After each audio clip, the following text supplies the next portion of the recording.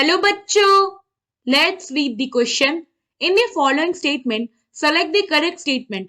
Option A. NCH3 whole thrice has pyramidal structure.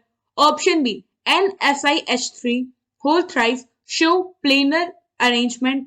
Option C. SiC is highly volatile. And option D. SiO2 is called silane. So question में क्या कह रहा है, हमें यहाँ पे कई सारे स्टेटमेंट गिवन है, इनमें से चूज करना है कि कौन सा स्टेटमेंट जो है वो करेक्ट है। तो हम फर्स्ट स्टेटमेंट में देखें तो इसमें क्या कह रहा है कि जो NCH3 होल थ्राइस है उसका पिरामिडल स्ट्रक्चर है। तो यहाँ पे हमारे पास कंपाउंड क्या है, नाइट्रोजन यहाँ पे सेंट्रल एटम है, इस पे 3 लगे हैं मिथाइल ग्रुप। नाउ नाइट्रोजन जो होता है, अगर हम इस पे वैलेंस इलेक्ट्रॉन की बात करें तो ये है टोटल 5, वैलेंस इलेक्ट्रॉन हो गए 5।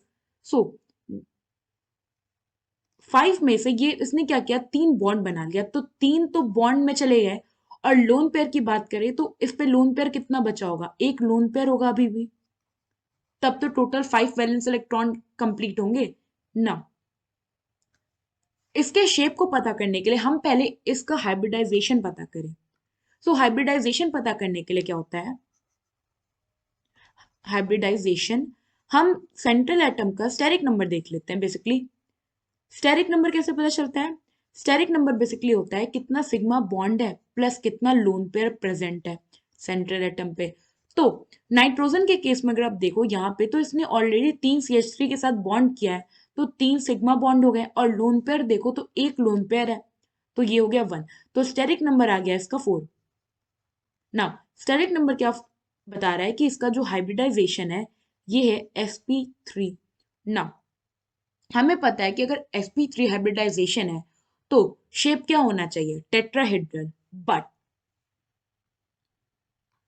एज पर वेस्पर थ्योरी,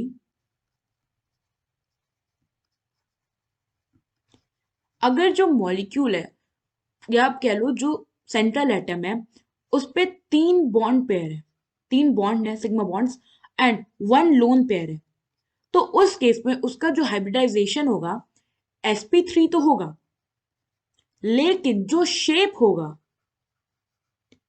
ये शेप होगा पिरामिडल। ऐसा इसलिए होता है क्योंकि लोन पेयर का प्रेजेंस क्या करता है, हिंड्रेंस प्रोवाइड कर देता है। तो अगर ये हो गया नाइट्रोजन तो ये हो गया इस पे एक लोन पेयर, ये हो गया एक CH3, ये हो गया एक CH3 और ये हो गया एक और CH3। कुछ ऐसा इसका स्ट्रक्चर होता है पिरामिडल। सो यहां से हमें ये पता चला कि ऑप्शन ए क्या है करेक्ट। नाउ सेकेंड ऑप्शन की बात करें तो हमारे पास कंपाउंड है नाइट्रोजन जिसपे लगा है SiH3 होल थ्राइस। तो नाइट्रोजन पे वैलेंस इलेक्ट्रॉन क्या है, टोटल वैलेंस इलेक्ट्रॉन इस पे है 5। ना वैलेंस इलेक्ट्रॉन 5 है, तो अगर आप देखो तो यहाँ पे नाइट्रोजन पे अभी भी एक लोन पेयर है और इसने 3 बॉन्ड बनाया है, तो यहाँ पे अगर आप स्टेरिक नंबर निकालो तो ये क्या हो गया, 3 sigma bond plus 1 lone pair, steric number आ गया 4। तो हाइब्रिडाइजेशन क्या हो गया,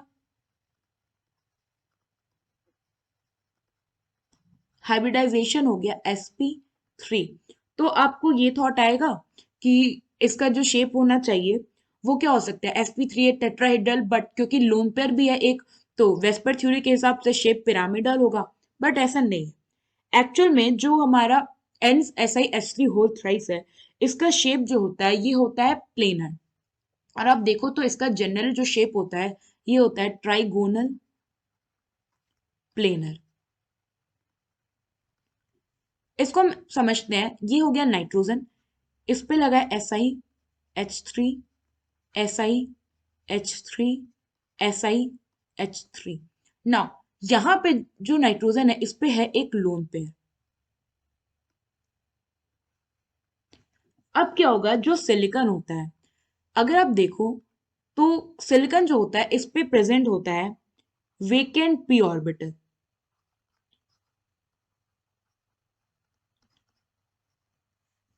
14, अगर आप इसका हाइब्रिडाइजेशन करो तो क्या होगा, 1s2 2s2 2p6 3s2 and 3p2। Now यहाँ पे 3p2 है, इसने क्या किया, अगर 3 हाइड्रोजन के साथ ये बॉन्ड भी कर लेगा तो क्योंकि p ऑर्बिटल इस पे वेकेंट होता है, नाइट्रोजन का जो लोन पेयर है वो शिफ्ट हो जाता है सिलिकॉन के वैकेंट p ऑर्बिटल में। तो यहाँ पे जो आपको शिफ्टिंग देखने को मिली है इलेक्ट्रॉन पेयर की, इसे हम बोलते हैं बैक बॉन्डिंग। बैक बॉन्डिंग से क्या होता है कि जो बॉन्ड एंगल है वो इंक्रीज कर जाता है। तो जो अब इसका शेप देखोगे तो ये कुछ ऐसा होगा, ये हो गया नाइट्रोजन, यहाँ पे हो गया SiH3, यहाँ पे हो गया SiH3 और ये हो गया SiH3 और इसका शेप हो गया ट्राइगोनल प्लेनर। सो ये भी स्टेटमेंट जो है ये करेक्ट है। Now this is for the A, this is for the B. C, C है यहाँ पे SiC। SiC होता है सिलिकॉन कार्बाइड।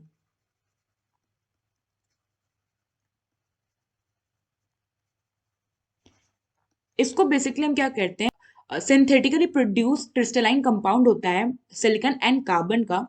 एंड अगर हम इसके नेचर की बात करें तो ये जो होता है नॉन वोलेटाइल नेचर का होता है।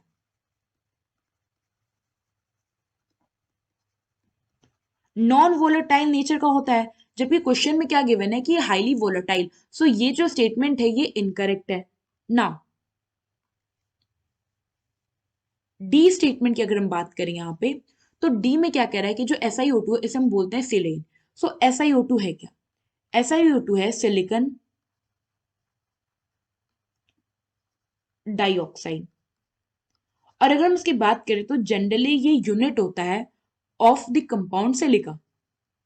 बेसिकली जो सिलिका, आप कह लो सिलिका शीट्स होते हैं जो, या सिलिका स्ट्रक्चर्स होते हैं, उनमें जो SiO2 होता है वो उनका बेस यूनिट होता है।